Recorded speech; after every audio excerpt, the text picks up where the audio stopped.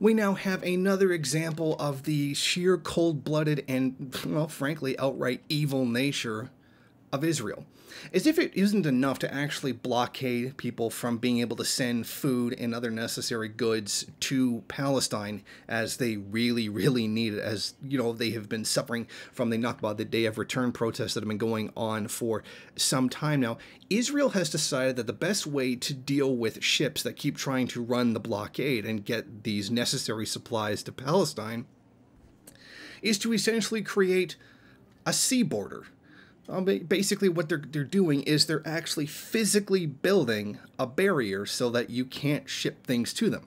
Now, the project is said to be completed by the end of 2018, and they said it's going to cost around 25 million shekels, or 6.7 million US dollars.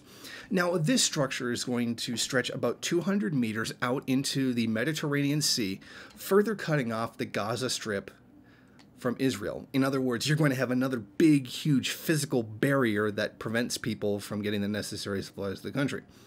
Now, the barrier itself will be done in 3 layers. One of them will be an underwater base level, and then a 50-meter wide sea level platform made of armored stone. Armored stone. In other words, this is meant to be a wall, very clearly, as if it wasn't obvious from the beginning. And a 6-meter high barbed wire fence. Now, a further fence will surround the barrier as an additional security measure, as they call it. Essentially, what we have is a concentration camp fence that is now going to extend out into the water. In other words, it's not enough to just build a wall cutting off Palestine from the rest of the continent. They're going to build a fence around the water of the country. And yet, this whole process, which is going on right now, dead silence from the mainstream media. Or we should rightfully say, the bourgeois media.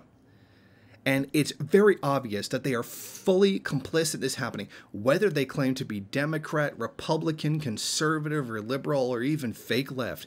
Every single one of them, complete dead silence on this issue. The Palestinian people are now facing one, this actually blows my mind, that they're actually going to this point of like literally building a wall around water in order to make sure that you can't get food or medical supplies to people who are being massacred by Israel. And all of this should be laid directly at the feet of the American empire, who have elected Donald Trump, which have given Israel the go-ahead to do this. This may or may not have happened under a Democratic president, but somehow I feel they would have been at least resistant to the idea, whereas this one's being done in complete and total silence. Essentially a media blackout from what I can gather. Nobody is saying anything about this. And that gives us just another example of the cold-blooded nature of capitalism itself. Because the Palestinian people will not be the compliant servants of Washington's, capital, they're going to suffer like this because Israel will do essentially what the United States tells them to do. Israel is the greatest ally of U.S. imperialism in the Middle East. And this is just another manifestation of that. I really encourage people to get the message out. Let people know that this is going on, that this is something that's happening, and it needs to be stopped. And once again, we see the completely useless United Nations standing there doing absolutely nothing. Frankly, not even talking about it. And that's probably one of the most disgusting things of all. Thank you for watching. If you like this program, then please head over to my Patreon page and set up a monthly donation. It's your donations that keep this program running. Also, if you would like, please rate, comment, subscribe, and share in various social media.